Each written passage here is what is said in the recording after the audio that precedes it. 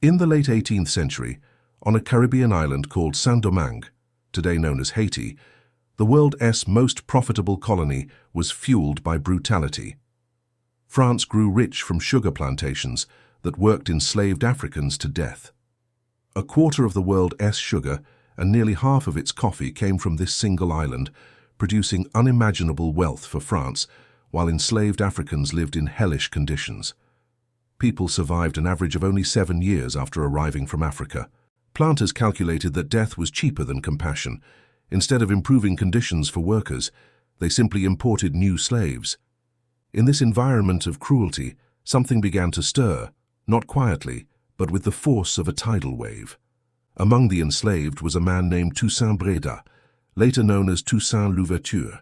Small, wiry, and unassuming, he often carried books tucked under his arm. Unlike many enslaved people, he could read and write French and had knowledge of philosophy, military history, and politics. He studied the works of Julius Caesar and Machiavelli. He believed that an enslaved person's mind could be free long before their body. When the French Revolution broke out in 1789, its fiery slogan, liberty, equality, fraternity, traveled across the ocean. On Saint-Domingue, that slogan hit like lightning. If human rights were universal, why were Africans still enslaved? In 1791, in a remote spot in the northern mountains, hundreds of enslaved Africans gathered at night in a spiritual ceremony led by a Vodou priest. They pledged to fight the French and burn the plantations to the ground. The revolution had begun. Toussaint emerged as the mastermind. He united rival slave armies, negotiated with Spain for weapons, played the French and Spanish empires against each other, and built a disciplined fighting force of more than 20,000 soldiers. Soon he betrayed Spain and switched allegiance to France when Paris abolished slavery in the colonies. He was not driven by loyalty, only by results. He wanted freedom for his people, and whichever side advanced that goal was the side he used. By 1801, Toussaint Louverture controlled the entire island.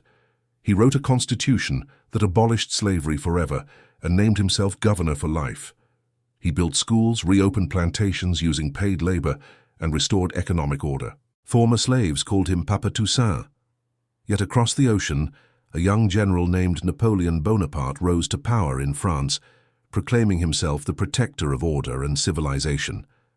To Napoleon, Toussaint was unacceptable, a black general running a territory that produced more wealth than entire European nations.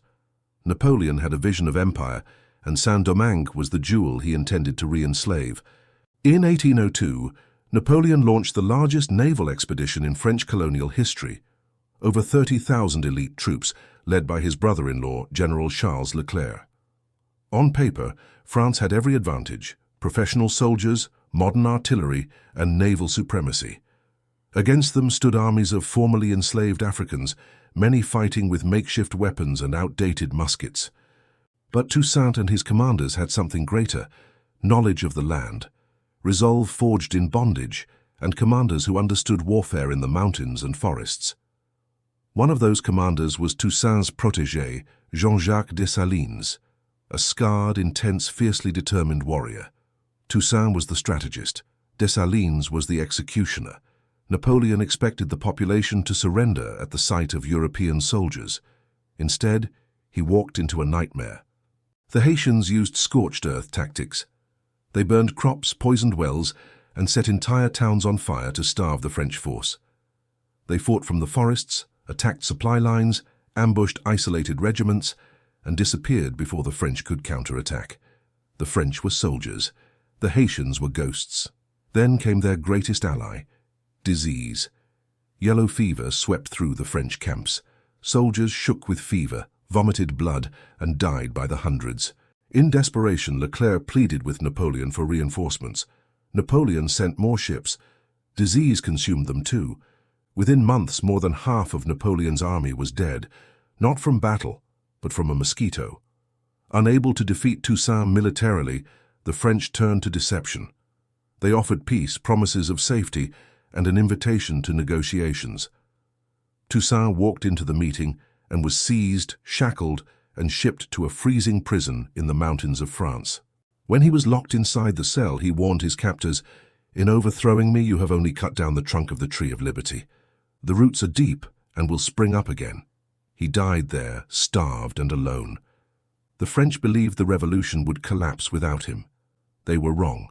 Dessalines now commanded the revolution, not as a restrained diplomat, but as a force of pure vengeance. He reorganized the army, rallied the fighters, and unleashed a level of ferocity the French had never seen.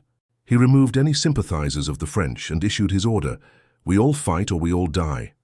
When Napoleon reinstated slavery in the Caribbean, Dessalines used it as fuel. News spread across the colony. If the French win, slavery returns. Mothers sent their sons to fight. Former slaves who once worked fields now marched as soldiers. Dessalines transformed the revolution into a war for existence. The French, now weakened, broke discipline and began killing civilians. Dessalines responded by pushing them into tighter corners, starving them, strategizing choke points and ambushing them with brutal efficiency. Guerrilla warfare crushed European military doctrine. The French believed in formal battles. The Haitians believed in survival. By late 1803, Napoleon's great expedition, once confident and unstoppable, was starving, diseased and collapsing. Dessalines surrounded the remaining army near the city of Cap Français. French officers begged to negotiate safe retreat. Dessalines agreed, and then attacked anyway. His army overwhelmed the French, slaughtering entire regiments. In December 1803, the last French ships fled the island, defeated by black soldiers. Napoleon called savages with sticks. Those savages became the only enslaved people in history to defeat a European empire and permanently end slavery in their nation. On January 1st, 1804, in front of his generals and thousands of former slaves, Dessalines declared the birth of a new nation, Haiti, the first free black republic in the world. The audience erupted in cheers. Soldiers who had once bowed under chains now raised their rifles in victory. Dessalines proclaimed that the Haitian people would never again live under foreign domination. Napoleon never recovered from the humiliation. The loss weakened his finances so severely that he sold the Louisiana Territory to the United States, the Louisiana Purchase, doubling the size of the U.S. and reshaping the world map. Haiti's victory destroyed his dream of a Western empire. The most powerful military leader in Europe had been defeated by an army of Africans who were once slaves. But history did not treat Haiti kindly. European nations punished it economically, refusing to trade with a republic led by formerly enslaved people. France demanded reparations for lost property, a cruel euphemism for enslaved human beings, forcing Haiti into generations of debt. For daring to win their freedom, Haitians were condemned to poverty. Yet Haiti's story is not one of tragedy. It is one of victory. The Haitian Revolution shattered the belief that slavery was permanent. It showed the world that black freedom was not only possible, it was unstoppable. Toussaint Louverture planted the idea of liberty. Jean-Jacques Dessalines secured it with steel and fire.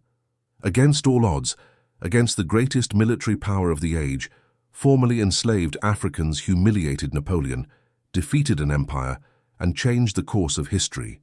Their story is not just a chapter in history, it is a reminder that the oppressed can rise, the powerless can win, and empires, no matter how mighty, can fall.